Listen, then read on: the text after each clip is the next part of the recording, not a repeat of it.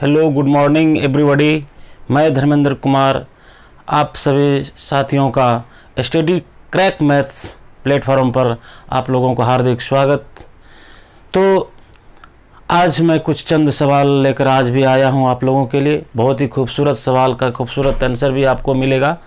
तो आइए चलते हैं ना लेट करते हुए। अगर आप लोग इसमें कोई नए जुड़े हैं तो प्लीज़ आप लोग जो है यानी चैनल को सब्सक्राइब कीजिए, लाइक कीजिए और अपने सहयोगियों को, जो आपका सहपाठी है, जो मित्र है, उसको भी मदद कीजिए, उनको भी शेयर कीजिए ताकि उनको भी ये इस प्रश्न से लाभान्वित हो सके। और अगर इस वीडियो से थोड़ा सा भी अगर लाभान्वित होता है तो ज़रूर ही उन्हें कुछ ना कुछ फ़ायदा तो मिल ही जाएगा। तो आइए चलते हैं ज़्यादा लेट ना करते हुए पहले क्वेश्चन की तरफ।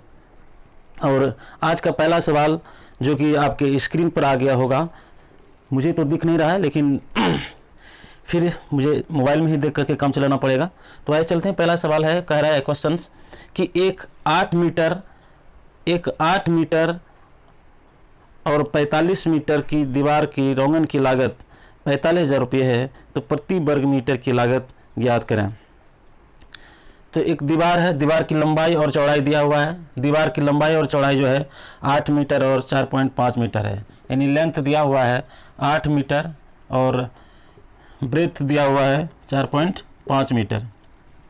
उसके बाद कहते हैं इसको यानी रंगाना है, तो रंगाने में कितना खर्च पड़ेगा प्रति वर्ग किलोमीटर। तो प्रति वर्ग किलोमीटर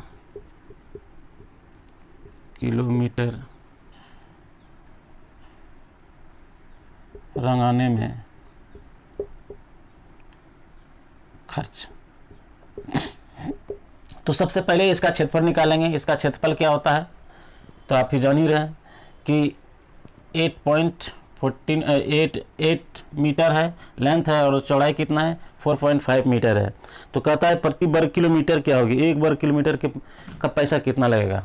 तो ध्यान में रखिएगा, इस सवाल को जवाब देने के लिए सबसे पहले ये चीज़ ध्यान में रखना होगा। तो डिमांड क्या कर रहा है, तो डिमांड जो है यहाँ पर हम देख रहे हैं, कहता है प्रति वर्ग किलोमीटर, नहीं सॉरी यहाँ पर किलोमीटर नहीं, प्रति वर्ग मीटर। प्रति वर्ग मीटर रंगाने में क्या खर्च पड़ेगा।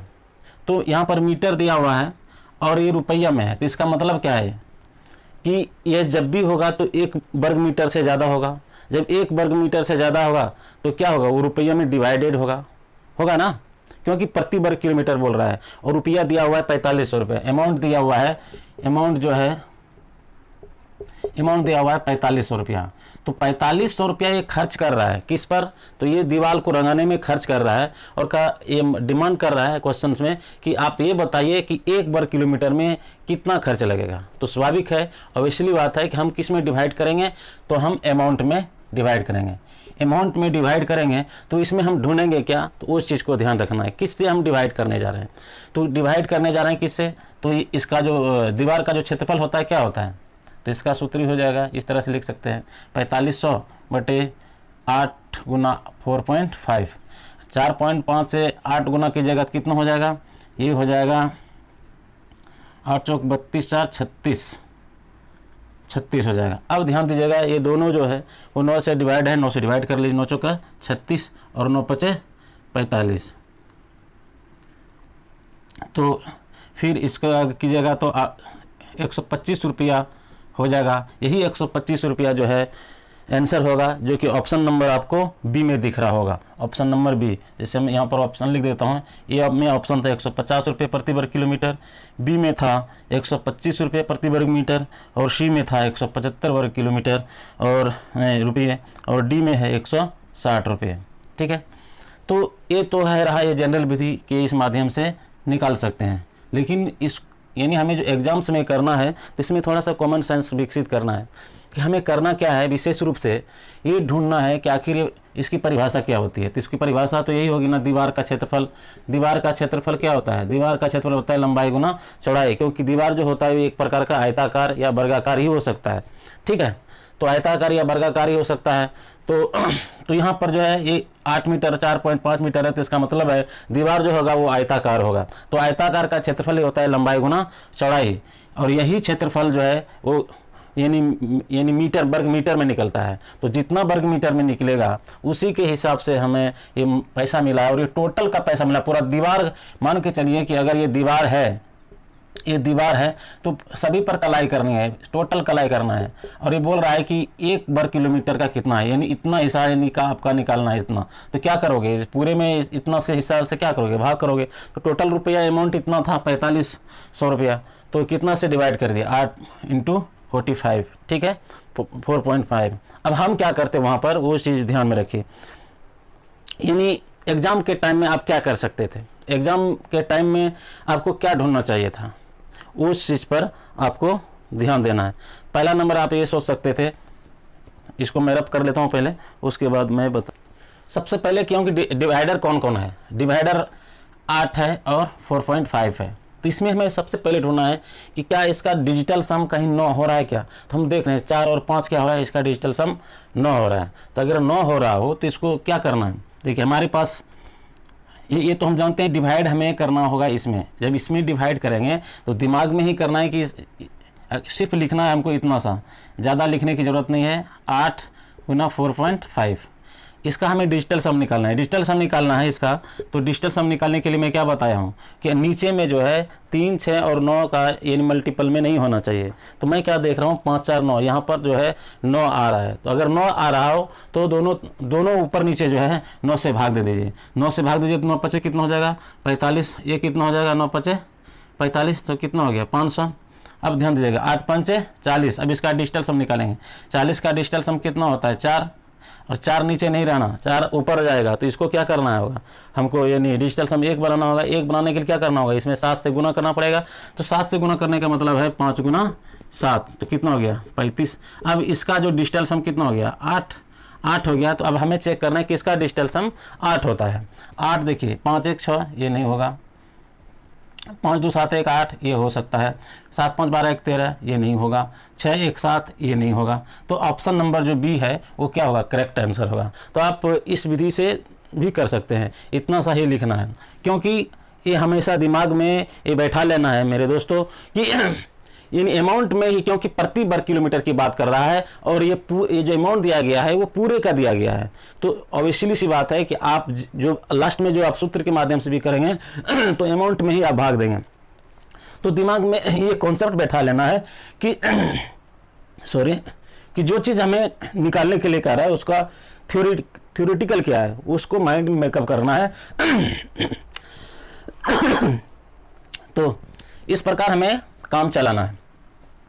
तो उसके बाद जो है, अगर ये दिमाग में हमें पहले से ये फिट करना है कि किससे हम डिवाइड करेंगे, तो डिवाइड जब भी करेंगे तो हम इससे ही करेंगे। और जिससे आप डिवाइड कर रहे हैं तो उसमें ही आपको देखना है कि कहीं वो 9 का तो डिविजन नहीं है क्या, वो यानी 3 से तो 3 का योग तो उसका डिजिटल सम नहीं आ रहा, 6 तो नहीं आ रहा। अगर आ रहा है तो सबसे पहले उससे छोटा कर लीजिए, ऊपर नीचे कटा करके, उसके बाद डिजिटल सम लगाइए। डिजिटल सम अगर पहले लगाएंगे तो लगेगा ही नहीं और वो आंसर गलत हो जाएगा। पहला नंबर डिजिटल सम के माध्यम से इस तरह से भी कर सकते हैं।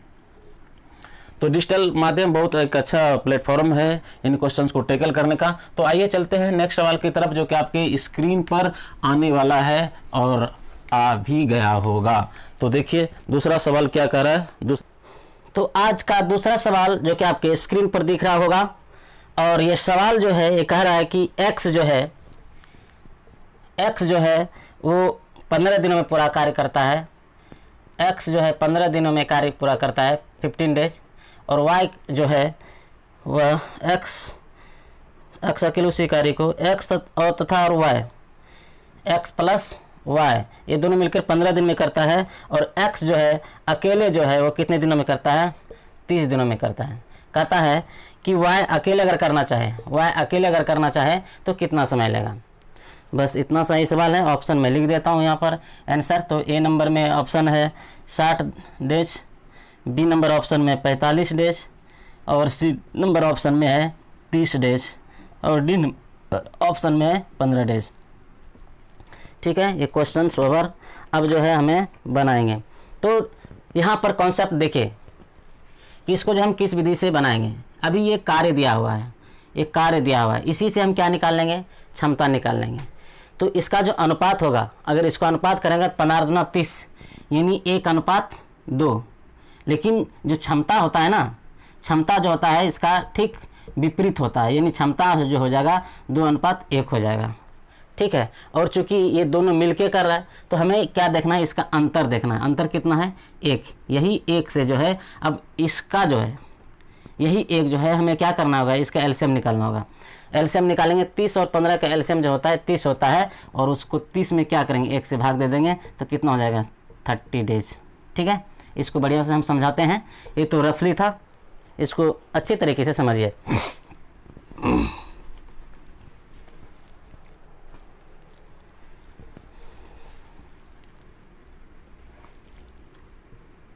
x प्लस वाई, और यहाँ पे कौन है, x प्लस वाई, और यहाँ पर x। ये क्या है, कार्य है। ये कितने दिनों में करता है, 15 दिन, और ये कितने दिन में करता है, 30 दिन में। अब इन दोनों का क्या करना है, एलसीएम लेना है। एलसीएम 15 और 30 का जो एलसीएम लेने के लिए जो देखा जाता है, एलसीएम शॉर्टकट लेना है, तो उनमें से जो बड़ी संख्या है, दोनों में से जो बड़ी संख्या है उसी का चाहे वो होगा चाहे उसका मल्टीपल होगा। तो हम देख रहे हैं 30, यहाँ बड़ी संख्या 30 है, तो देखेंगे क्या ये पहली संख्या से कट रही है या नहीं कट रही है। देख रहे हैं 15 से कट रहा है, 15 और 30, तो इसका एलसीएम भी क्या हो जाएगा, एलसीएम भी 30 हो जाएगा। यही जो है टोटल वर्क यूनिट होता है, टोटल वर्क यूनिट होता है। अब जो है इसी से हम निकालेंगे क्या, क्षमता। क्षमता कैसे निकलेगा कि इनमें से और इनमें से भाग देंगे, तो 15 और 30 में भाग देंगे तो कितना हो जाएगा, 2। ये हम निकाल रहे हैं क्षमता, इफिशिएंसी जिसको बोलते हैं। और 30 से जब इसको डिवाइड करेंगे तो इसका कितना हो जाएगा, 1। और चूंकि आपको निकालना किसका है, y का निकालना है, तो y का निकालने के लिए क्या करना पड़ेगा, इन दोनों में अंतर करना पड़ेगा।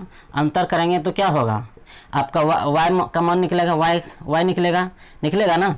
और यहाँ पर जब अंतर कीजिएगा तो इसका अंतर कितना हो जाएगा, अगर अंतर आप कर रहे हैं तो इसका अंतर 1 निकलेगा, अंतर। यानी इसको यहाँ पर हम लिखते हैं -1, माइनस नहीं बल्कि अंतर करना है, तो अंतर किए तो कितना हुआ, 1 यूनिट हुआ। 1 यूनिट का मतलब क्या हुआ कि यही 1 यूनिट जो है y 1 दिन में करता है। 1 यूनिट y कितने दिनों में करता है, 1 दिन में। तो इसको काम कितना करना है, टोटल काम 30 यूनिट करना है। तो y को करने में लगा समय क्या हो जाएगा, टोटल कार्य बटे 1 दिन में जो वो काम कर सकता है। तो 1 दिन में 1 यूनिट काम करता है, 1 यूनिट, 1 यूनिट। यानी इसका मतलब हुआ कि 1 दिन में वह 1 यूनिट काम करता है। ये जो है x प्लस वाई जो है वो 2 दिन में 1 यूनिट करता था, इसलिए इसका आंसर क्या हो जाएगा, 30 डेज हो जाएगा, जो कि ऑप्शन नंबर आपका सी होगा। ठीक है, मैं आशा कर सकता हूँ ये सवाल आपको समझ में आ गया होगा। बहुत इजी तरीके से बनाना है। इसमें भी अगर हालांकि दूसरा मेथड, सेकंड मेथड जो है इस तरीके से भी बना सकते हैं। सेकंड मेथड जो है अगर ऐसा दिया रहे तो क्या होगा, इन दोनों का गुणनफल हो जाएगा, यानी 30 गुना 15 और 30 माइनस वाई, यानी 30 माइनस 15, तो जो होगा वही रिजल्ट होगा इसका रिजल्ट। तो 30 गुना 15, और जब 15 से आप भाग दे दीजिएगा तो 15 कैंसिल हो जाएगा, तो 30 डेज इसका क्या हो जाएगा, आंसर हो जाएगा। ठीक है, यानी इन दोनों अंतर यहाँ पर मैंने क्यों किया, ये चीज़ ध्यान देखना, क्योंकि x प्लस वाई ये दोनों मिलकर काम कर रहा था, इसलिए 30 दिन है और ये 15 दिन है। अब यहाँ पर क्या आएगा, यहाँ तो 2 ही होना चाहिए था, x और y होना चाहिए था, क्योंकि x प्लस वाई आता है। यहाँ चूंकि दोनों था तो इसलिए हम क्या किए, बड़े में छोटे वाले को घटा दिए, तो वो सिंगल आदमी का निकल गया। यानी सेकंड मेथड में y द्वारा किया गया काम, y कितने दिनों में किया, 30 दिनों में। ठीक है, तो आइए चलते हैं नेक्स्ट सवाल की तरफ। इसमें डिजिटल सम भी लगा सकते हैं, कोई बड़ी बात नहीं है, लेकिन ये इसी तरीक़ा से इजी बन जाता है, तो ज़्यादा नहीं करना है। तो नेक्स्ट सवाल की तरफ बढ़ते हैं, और वो नेक्स्ट सवाल जो कि आपके स्क्रीन पर आ गया होगा, और ऐसा लग रहा होगा कि बहुत ही बड़ा सवाल है, बहुत ही भारी सवाल है, लेकिन नहीं, ऐसा कुछ नहीं है, बहुत ही ईजी सवाल है। इसको ईजी तरीके से समझना है, सिर्फ कॉन्सेप्ट को समझना है। और ये देखिए कह रहा है कि एक नाव धारा के विपरीत दिशा में शहर P से शहर Q की ओर जाती है। ठीक है,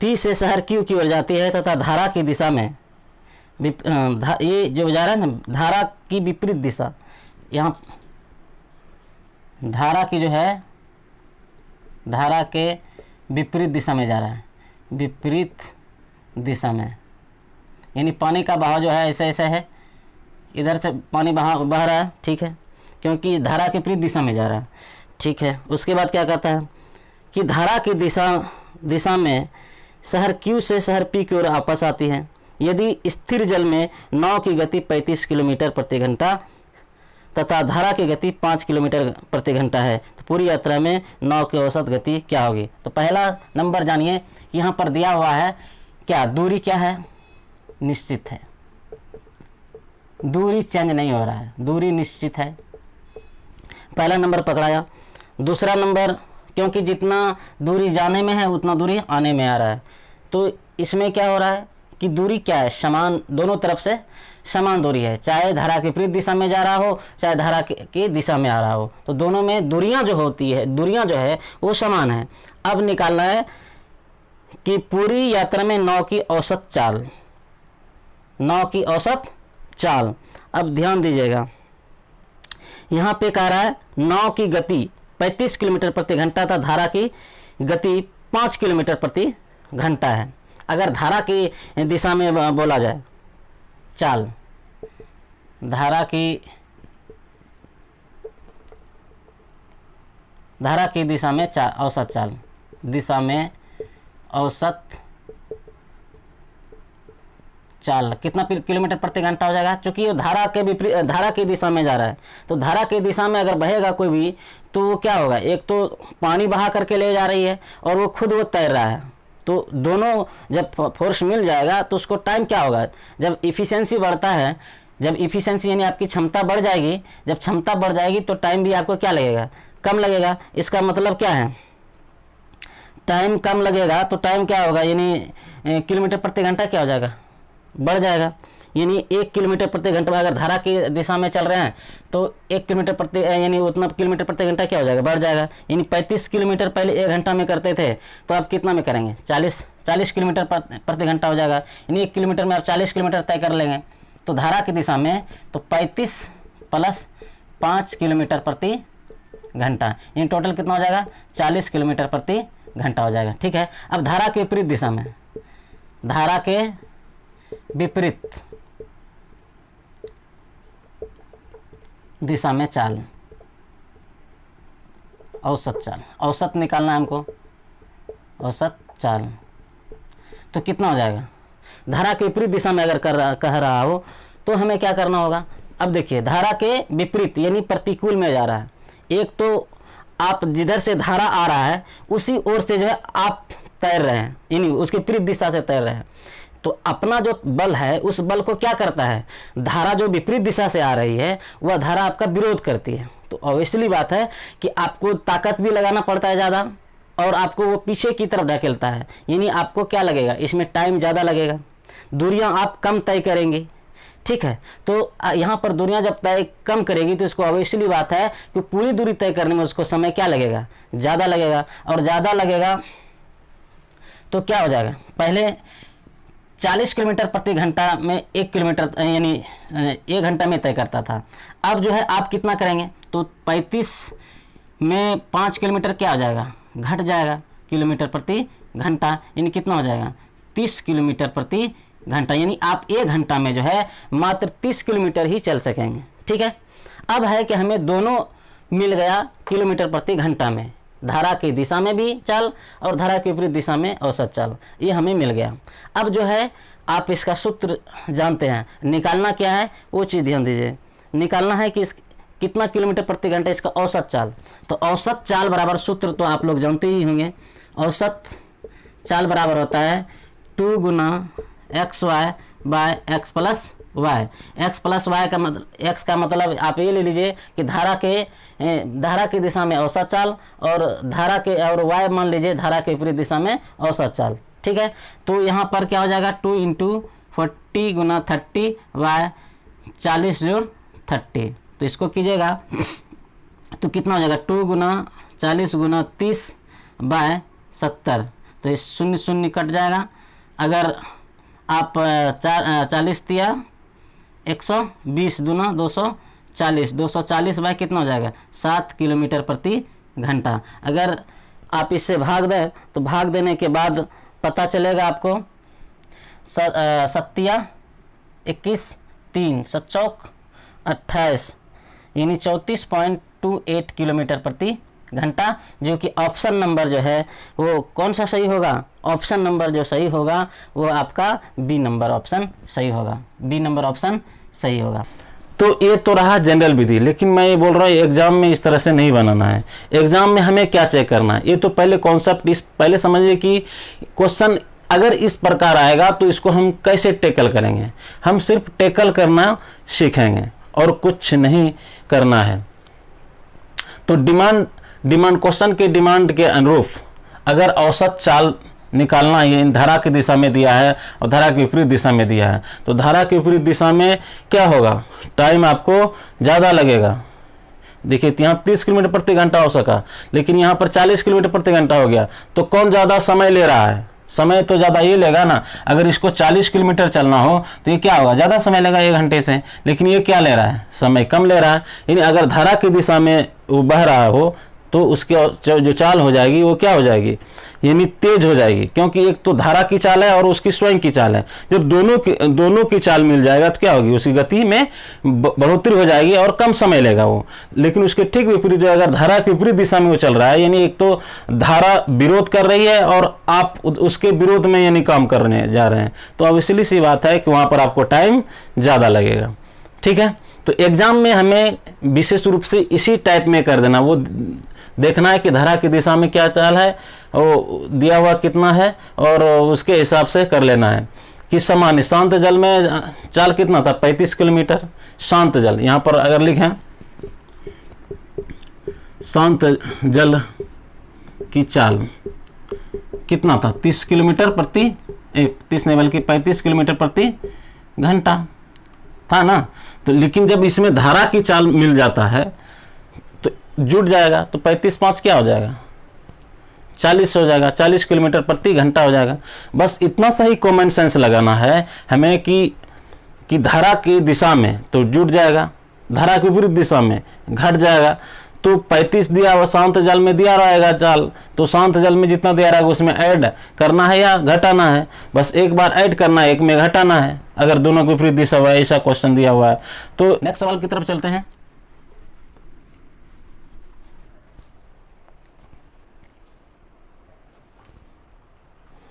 नेक्स्ट सवाल की तरफ चलते हैं। कहता है एक टैंक में 2 छिद्र होल है। पहला छिद्र टैंक को 3 मिनट में खाली करता है, दूसरा छिद्र जो है टैंक को 5 मिनट में खाली करता है। यदि दोनों का रिसाव एक निश्चित दर से हो तो दोनों छिद्र के द्वारा टैंक कितनी देर में खाली हो जाएगा? खाली करने में लगा समय, टैंक है खाली करने में, कहता है टैंक को खाली करने में लगा समय, खाली करने में लगा समय। इसके लिए क्या करते हैं? दो क्या नल है, 2 नल, एक का जो दर है वो 3 मिनट में क्षमता है वो खाली कर सकता है, दूसरा कहता है वो 5 मिनट में खाली कर सकता है। अब ये दोनों अगर मिल जाता है, जब दोनों मिल जाता है तो क्या हो जाएगा? ऐड हो जाएगा। तो कहता है दोनों मिलकर कर टैंक को खाली करे तो टैंक को कितना समय लगेगा खाली करने में? तो दो नल टैंक को खाली करने में लगा समय, तो समय क्या हो जाएगा? इन दोनों नलों का गुणनफल कितना है? एक 3 मिनट में करता है, दूसरा 5 मिनट में करता है। फिर दोनों का यहाँ एडिशन हो जाएगा, 3 जोड़ 5 यानी कितना हो जाएगा? 3 गुना 5 यानी 15, अब आया 5 3 8। अगर इसको करेंगे तो कितना हो जाएगा? 8 का 8 1.7/8 मिनट में खाली हो जाएगा। ठीक है, ये तो एक पहला विधि हुआ, फर्स्ट मेथड। अब सेकेंड मेथड में आप क्या करेंगे? सेकेंड मेथड में आप बनाएंगे क्षमता के अनुसार। चूँकि मान के चलिए ए जो है वो 3 मिनट में खाली करता है और बी जो है वो कितने मिनट में करता है? 5 मिनट में। तो दोनों मिलकर कितना में करेगा? तो दोनों का मिलकर मतलब इसका सबसे पहले क्या करेंगे? हमें एलसीएम निकालना है। एलसीएम निकालिएगा तो मैं क्या बताएं एलसीएम निकालने के लिए? जो सबसे श्रेष्ठ होता है चाहे वो होगा या उसका गुणज होगा। तो 5 3 से करता है, नहीं करता है, इसका आगे बढ़िए, 5 2 10 3 से नहीं करता है, 5 3 15 3 से करता है, तो एलसीएम कितना निकल गया? 15। यही एलसीएम जो है टोटल वर्क यूनिट कहलाता है। ठीक है, अब इससे क्षमता निकालना है। क्षमता निकालने के लिए तो डायरेक्ट यहीं से निकल जाएगा। ध्यान दिए 3 5 है तो ये कार्य है, ये क्या है? काम है, काम यानी समय, इसको बोलते हैं समय। और हमें निकालना है क्षमता। क्षमता जो होता है वो समय का विपरीत होता है। अगर यहाँ समय 3 है यहाँ 5 है तो उलट जाएगा, तो कितना हो जाएगा? 5 और 3 ठीक है। अगर ऐसा नहीं हो, अगर ऐसा समझ में नहीं आ रहा है तो इसको क्या करना है, 3 से भाग देना है 15 में। तो 3 से भाग दीजिएगा तो कितना होगा, 5 होगा। यहाँ 5 से भाग देंगे इसमें तो कितना होगा, 5 या 15, ये क्षमता निकल गया। अब कहता है दोनों मिलकर का मतलब क्या होता है, ऐड होता है। तो टोटल क्षमता क्या होगा, 8 यूनिट। 8 यूनिट जो है वो कितने दिन में कर रहा है, 1 दिन। ये जो निकल रहा है ना क्षमता, ये 1 दिन का निकल रहा है। तो 8 दिन में 1 यूनिट, यानी 1 दिन में 8 यूनिट कर रहा है। तो इसको करना टोटल काम कितना है, 15 है। तो समय कितना लगेगा, लगा समय जो हो जाएगा वो 15/8 हो जाएगा। और इसी को बोलेंगे 1.7/8 मिनट। ठीक है, जो कि आपका ऑप्शन नंबर होगा डी। ऑप्शन नंबर डी जो है करेक्ट आंसर होगा। ठीक है, आई होप इस सवाल को आप समझ गए होंगे। तो ये चलते हैं नेक्स्ट सवाल की तरफ, और बहुत ही खूबसूरत सवाल है। ये क्वेश्चंस देखने में तो बहुत इजी लगता है, लेकिन ये थोड़ा सा यानी गुना भाग करने में थोड़ा समय ज़्यादा लग जाता है। तो हम उसी गुना भाग से बचने की कोशिश करेंगे। जो जनरल, जो साधारण, जो शॉर्ट है वो तो है ही है, लेकिन जो लॉन्ग जा रहा है तो उस क्वेश्चन को हमें शॉर्ट करना है। हमें ऐसा नहीं कि सभी क्वेश्चनों को हम शॉर्ट करेंगे, नहीं, वैसे क्वेश्चन जो कि लंबा है और जो पहले से ही शॉर्ट है उसको शॉर्ट और क्या कर सकते हैं, ठीक है, नहीं कर सकते। तो इसलिए जो लंबा है उसको शॉर्ट करने की का हम कोशिश भरपूर करेंगे। तो आइए चलते हैं नेक्स्ट सवाल, जो कि आपकी स्क्रीन पर दिख रहा है और कह रहा है कि अर्धवार्षिक रूप से चक्रवृद्धि ब्याज से 80,000 रुपयों के 2 वर्ष बाद 20% की वार्षिक दर से कितने रुपये हो जाएंगे। अर्धवार्षिक है, क्या है, अर्धवार्षिक। तो इसको क्या करना है, वार्षिक बनाना है। अर्धवार्षिक को वार्षिक के रूप में देखना हो तो क्या करते हैं, दर आधा हो जाता है और समय क्या हो जाता है, दुगुना हो जाता है। तो समय दुगुना हो जाता है, तो यहाँ समय दिया हुआ है कितना, 2, तो टाइम कितना हो जाएगा, 4 वर्ष।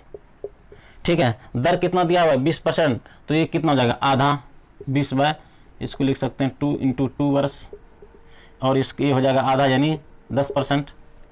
और फिर कह रहा है कि चक्रवृद्धि ब्याज से कितना रुपये, अमाउंट कितना दिया हुआ है, अमाउंट दिया हुआ है हमारे पास है 80,000। देखिए, इसको हम जनरल विधि से नहीं बताएंगे, क्योंकि ऐसा सवाल मैं पहले भी कर चुका हूं, इसलिए मैं सबसे पहले ऑप्शन लिख रहा हूं। ए नंबर ऑप्शन में है 97240, बी ऑप्शन में है 117, 128, और सी नंबर ऑप्शन में है 115, 200, और डी नंबर ऑप्शन में है 120,000। ठीक है, तो मैं इसके बारे में आपको सबसे पहले ही बता चुका हूं। इसको क्या करना है, हमको देखना है यहाँ पर ईयर, यहाँ पर कितना है, 4 वर्ष, और हमें निकालना क्या है, मिश्र धन। कहता है टोटल अमाउंट कितना, यानी ए बराबर व्हाट, ए बराबर अगर व्हाट हो तो इसका डिजिटल सम लगाना है। डिजिटल सम लगाने के लिए मैं आपको बता चुका हूँ कि किस तरह से, यहीं से हम डिजिटल सम लगाएंगे। कैसे लगाएंगे, ध्यान दीजिएगा। ये 8 है, क्योंकि ये प्रारंभ में तो इसी तरह लिखता है ना, मिश्र धन बराबर क्या होता है, मूलधन गुना 1 प्लस दर बटे 100 पर पावर n या t। ठीक है, इसी पर लिखते हैं। तो इसी सूत्र पर हम डायरेक्ट करेंगे, यहीं से करेंगे। ये 8 हो गया, ठीक है, और ये तो 8, इसको रहने दीजिए, पहले इसका निकाल लीजिए। 10 1 11 होता है, 11 पर पावर कितना है, 4 है, तो 1 1 2, और 2 को जब पावर 4 कीजिएगा तो 2 दूना 4 दूना 8 दूना 16, 16 को क्या लिखेंगे, 7। ठीक है, इसका डिजिटल सम 7 हो गया। अब इसका तो कोई खेल ही नहीं, इसी दोनों का मल्टीपल होता है, तो 8 7 क्या हो गया, 56, और 56 का जो यानी डिजिटल सम हो गया, क्या हो गया, 11 हो गया। तो इसमें देखना है किसका डिजिटल सम 11 होता है। तो ये 9 तो खत्म हो गया, ये 9 हो गया, तो ये कितना हो गया, 4, इसका डिजिटल सम 4 हो गया। ये ध्यान दीजिए, 7 2 9, ये खत्म हो गया, 8 2 10 11, इसका डिजिटल सम होता है 11।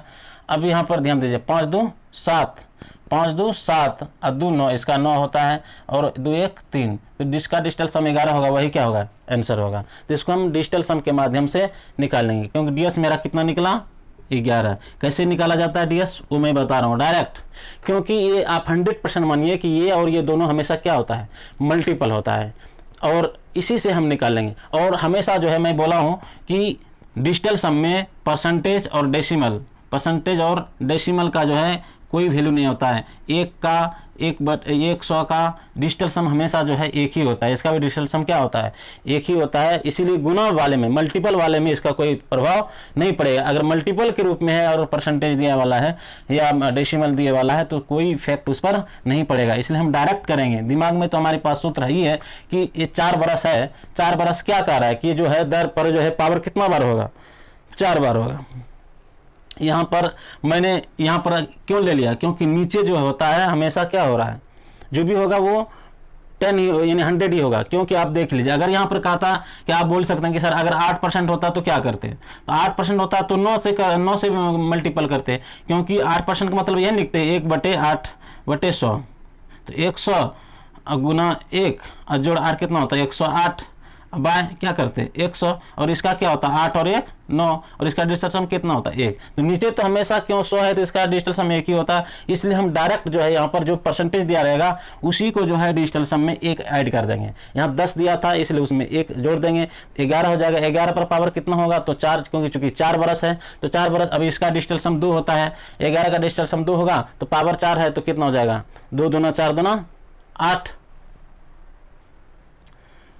ठीक है यही हुआ ना, 2 दूना 4 दूना 8 दूना 16, 16 का डिजिटल सम कितना हो जाता है 7 हो गया, और यहाँ पर 8, ये दोनों हमेशा क्या दर और मूलधन जो होता है वो मल्टीपल ही होता है, तो 7 गुना 8 कीजिएगा, क्योंकि इसका तो कोई मीनिंग ही नहीं है इसमें शून्य का, तो 7 8 56 का जो डिजिटल सम हो गया तो कितना हो जाएगा 5 और 6 को जोड़िएगा तो कितना हो जाएगा 11, और इसको भी अगर आप जोड़िएगा तो इसका डिजिटल सम कितना होगा 2। तो आप देखिए इसका डिजिटल सम कितना निकला 2, तो आंसर किस कौन हो जाएगा बी नंबर ऑप्शन सही हो जाएगा। डिजिटल सम जो होता है ध्यान रखिए 9 से ज़्यादा नहीं हो सकता है, यहाँ 9 से ज़्यादा हो रहा था इसलिए हम क्या कर दिए 2, इसको भी डिजिटल सम यूनिट डिजिट में निकाले, क्योंकि डीएस जो होता है वो हमेशा यूनिट डिजिट में ही निकाला जाता है, ठीक है। तो इस सवाल को इस तरह से हमें समझना है। आई होप कि इस सवाल को आप अच्छी तरीके से समझ गए होंगे। इस सवाल को हमेशा जो है आप डीएस मेथड से ही बना सकते हैं तो ज़्यादा बेनिफिशियल होगा।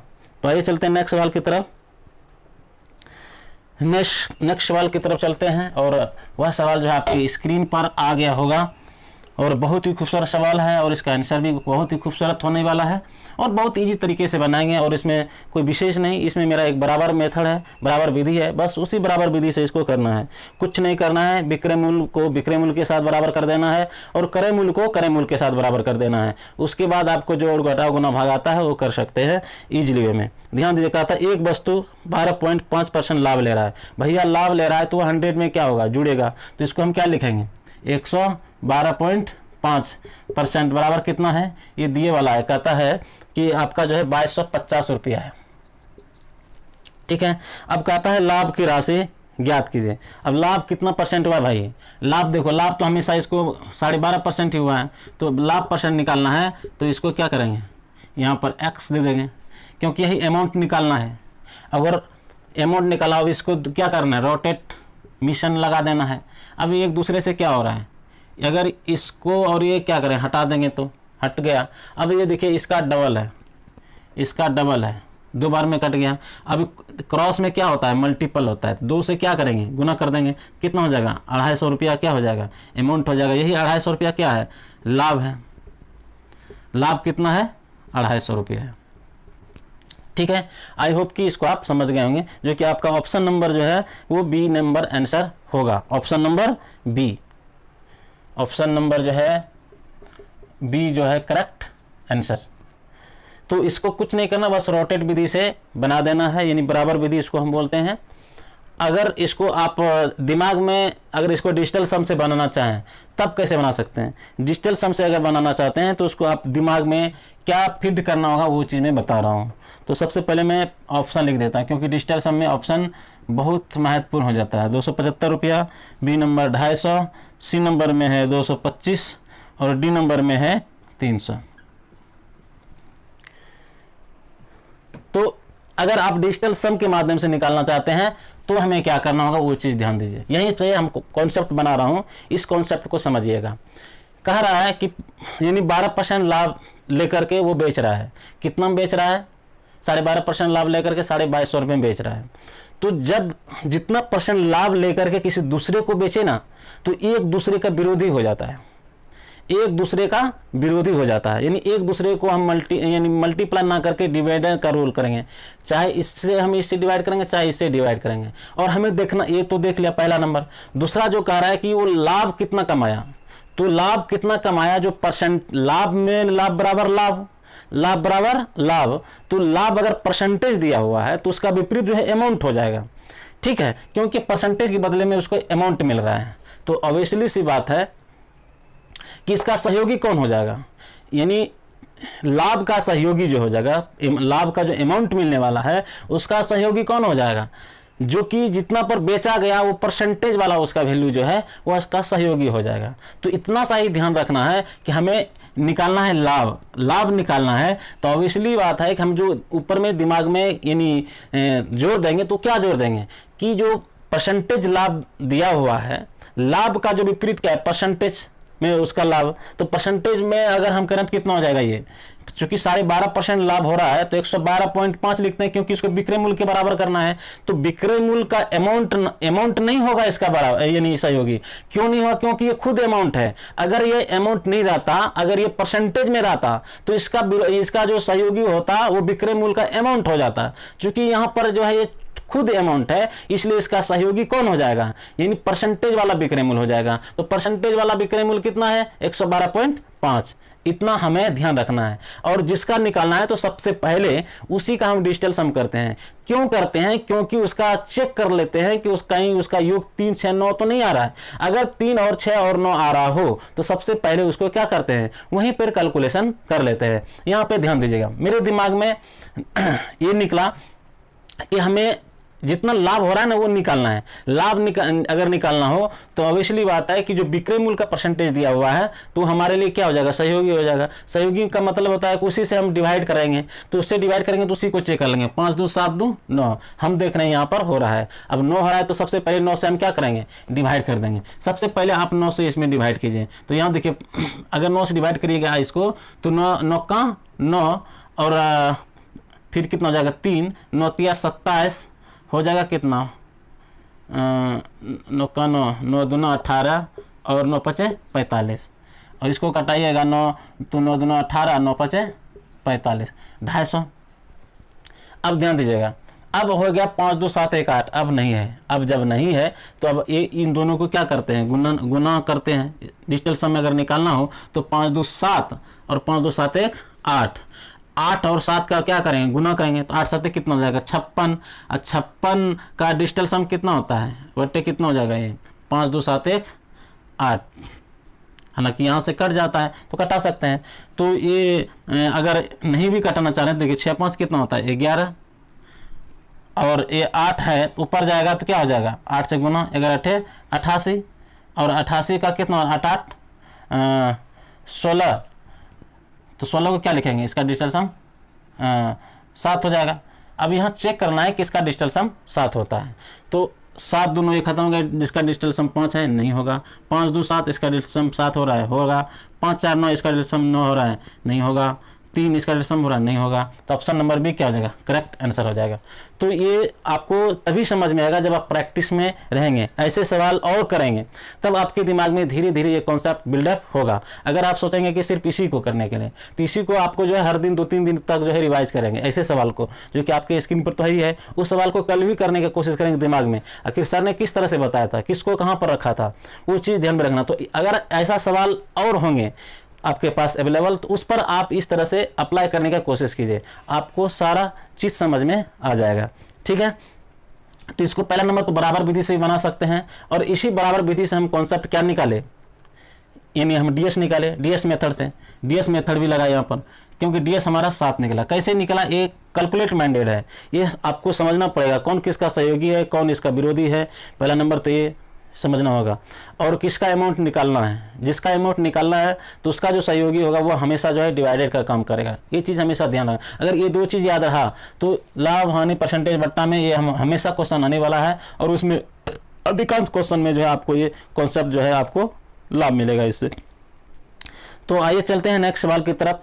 पहले इसको रफ कर लेते हैं। नेक्स्ट सवाल जो कि आपकी स्क्रीन पर आ गया होगा, और ये सवाल देखिए क्या कह रहा है।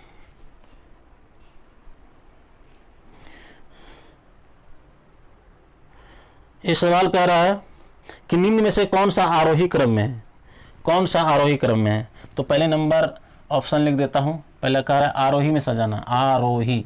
आरोही का मतलब होता है बढ़ते क्रम में। ठीक है, आपको समझना है। ए नंबर में ऑप्शन में है 2/3, 5/6 और 3/4। बी नंबर में ऑप्शन है यानी 3/2, 2/3 और 5/4। 6।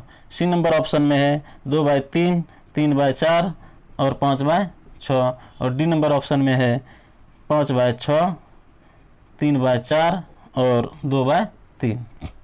बस मेरा काम ख़त्म है यहाँ पर। अब इसी से समझना है कि कैसे करना है। सभी में यही टर्म है 2/3, 5/6 और 3/4। इसको हमें सजाना है कि कौन बड़ा है। सबसे पहले बड़ा और छोटा की पहचान करना है। तो अब ध्यान दीजिएगा 2/3 और 5/6 में कौन बड़ा है। तो इसके लिए हम क्या करते हैं, क्रॉस मल्टीपल करते हैं। क्रॉस मल्टीपल में जो बड़ा होता है उस साइड का वो क्या होगा, आंसर होगा। तो ऊपर में ही गुना करते हैं। जैसे 6 है तो नीचे नहीं है, इसको अगर इधर भी लिख सकते हैं, ऐसा नहीं। ये 6 को 2 से गुना करेंगे तो यहाँ पर लिखेंगे 12 और 3 से गुना करेंगे 5 तो यहाँ लिखेंगे 15। तो कौन बड़ा है, ये बड़ा है। तो इसका मतलब है 2/3 जो है वो छोटा है किससे, 5/6 से। ये तो कन्फर्म हो गया। अब यहाँ से आप देख लीजिए कि 2/3 कहाँ आपको दिख रहा है, बड़ा कौन दिख रहा है, आरोही मतलब बढ़ते क्रम में, यानी इससे ये बड़ा है, दिख रहा है, दिख रहा है ना। तो और कहीं दिख रहा है, नहीं दिख रहा है। लेकिन फिर भी जो है अभी चेक करना है, ये अभी 100% सही होने की चांस नहीं है। अब सबसे पहले देखना है कि 2/3 का तो मसला हो गया। अब हमें 5/6 और 3/2 में देखना है।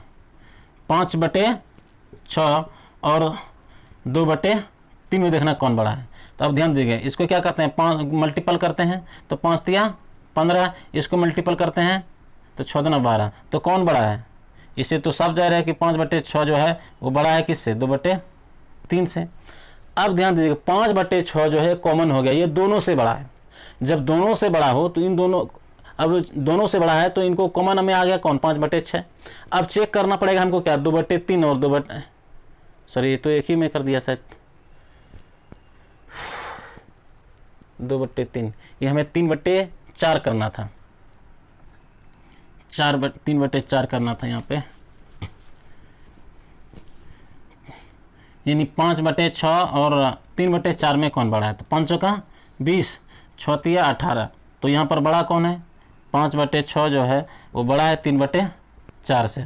अब ये हम क्या देख रहे हैं कि 5/6 जो है इससे भी बड़ा है और इससे भी बड़ा है। तो हमें क्या चेक करना पड़ेगा, हमें चेक करना पड़ेगा कि 2/3 और 3/4 में कौन बड़ा है। इनमें कौन बड़ा होगा, तो इसका गुना करेंगे तो 8 और इसका गुना करेंगे तो 9।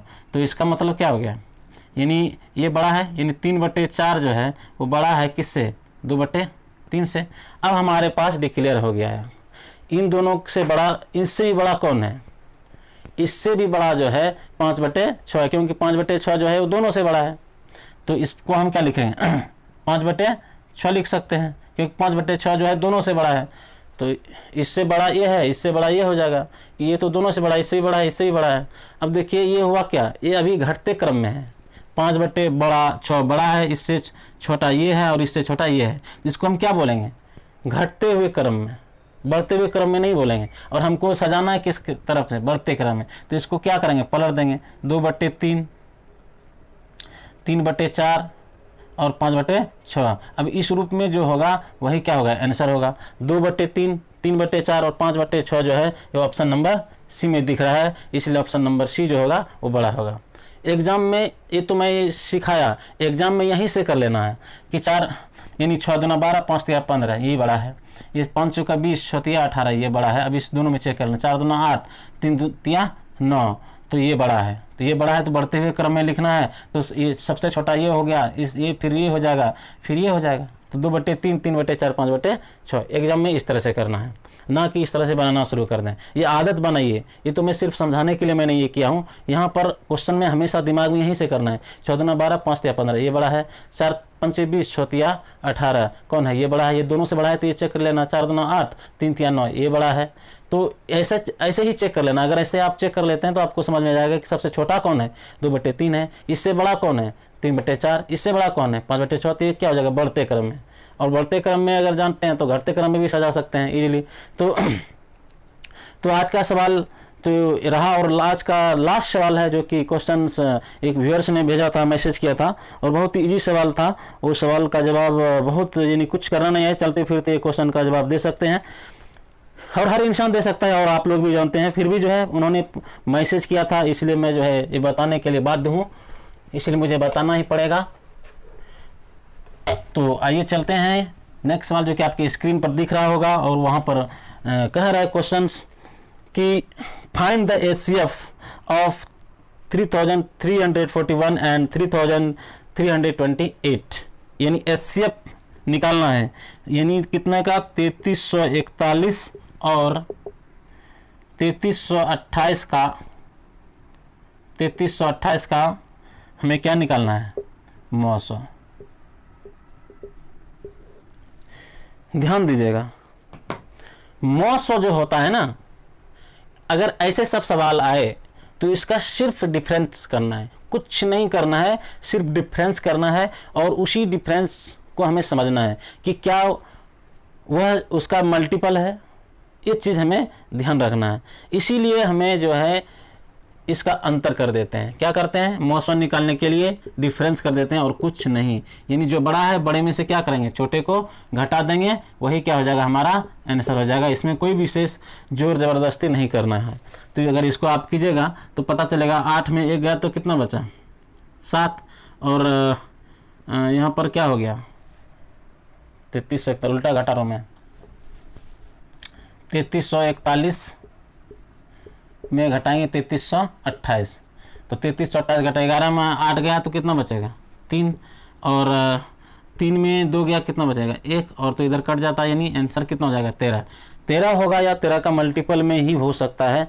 इससे पहले तो 13 ही होगा, ये तो कन्फर्म रहिए। अगर 13 नहीं होगा तो इसका मल्टीपल के रूप में आप लिख सकते हैं, या फिर जो है इनको डिवाइडेशन कर सकते हैं। अब ये 13 से कैसे पता चलेगा कि ये 13 है या नहीं है, ये चीज़ देखना है। तो ये 13 दोनों में कॉमन फैक्टर होगा, कैसे होगा तो ध्यान दीजिए, 13 से आप भाग दे करके देखिए, 13 दूना, यानी मौसम क्या होता है, जो दोनों में कॉमन फैक्टर होगा। और लॉसों में क्या होता है, लॉसों में तो कॉमन तो होगा ही होगा, और जो नहीं है कॉमन वो उसका भी मल्टीपल होता है। तो अब 13 से भाग दीजिएगा तो 13 दूना 26, 7, 13 पचे 65, 13 पचे 65। देखिए 13 से अगर इसमें भाग देते हैं,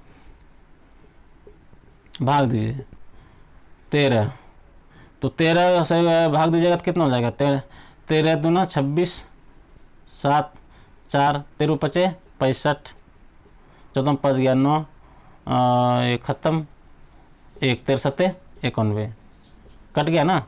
तो ये 13 जो है, जो भी अंतर रहेगा ना, वही अंतर जो है एक दूसरे का मल्टीपल, यानी ऐसा सेट करके ही दिया जाता है कि चाहे इसका मल्टीपल होगा चाहे तो ये होगा, क्योंकि ये आपके सामने दिख रहा है कि 13 से जब हम डिवाइड किया कट गया, ये भी कट जाएगा, क्योंकि ये तो अंतर ही 13 का है। जब ये कट गया तो ये तो कटना अनिवार्य है। ठीक है, आई होप कि इस सवाल को आप समझ गए होंगे। तो फिर हम नेक्स्ट मिलते हैं आप लोगों से। अगर मेरे पढ़ाए गए सवालों से अगर कुछ समझ में आ रहा होगा तो मेरे दोस्तों एक शेयर तो बनता है, इन सब्सक्राइब पहले कर लीजिएगा, उसके बाद शेयर भी करना है, ताकि अपने जो सहयोगी है, अपने जो पड़ोसी है, जो स्टूडेंट इच्छुक है, जो कंपटीशन का तैयारी करता है, उसी को आप शेयर करेंगे। अन्यथा किसी भी पर्सन, किसी व्यक्ति विशेष को नहीं करेंगे, क्योंकि उससे हमें कोई फ़ायदा होने वाला नहीं है, ना हमको फ़ायदा होगा, ना उस व्यक्ति को कोई फ़ायदा होने वाला है। क्योंकि मैं तो पढ़ाऊँगा, मैं तो वीडियो तो डालूंगा ही डालूंगा, वो पढ़ेंगे ही नहीं। सब्सक्राइब करने का क्या मतलब है? तो यानी सब्सक्राइब वो व्यक्ति करे जो स्टूडेंट पढ़ रहा हो, जो नहीं कर रहा है तो उसको करने से कोई फ़ायदा नहीं है। तो आप लोगों से निवेदन है कि जो कि आपके गांव में या कहीं मित्र होंगे या किसी ग्रुप में जो कि पढ़ रहे होंगे, मैथमेटिक्स कहीं ना कहीं तो पढ़ रहे होंगे, उसको जो है ये वीडियो को शेयर कीजिए, ताकि अगर उसको समझ में आएगा तो वो पढ़ेगा, अगर नहीं समझ में आएगा तो कोई प्रॉब्लम नहीं है। ठीक है, तो ये विशेष तो हम नहीं कर सकते हैं, लेकिन अगर आप अपने सहयोगी, अपने पड़ोसी, अपने रिश्तेदार और अपने जहाँ के ग्रुप में आप पढ़ रहे हैं, अगर उन साथियों का भी अगर भला चाहते हैं तो आप ज़रूर शेयर करेंगे, ये हमें आपसे भरोसा है और मैं आशा रख सकता हूँ। चलिए यहीं तक, जय हिंद, जय भारत। फिर मिलते हैं नेक्स्ट डे, कम सुन, राइट नाउ।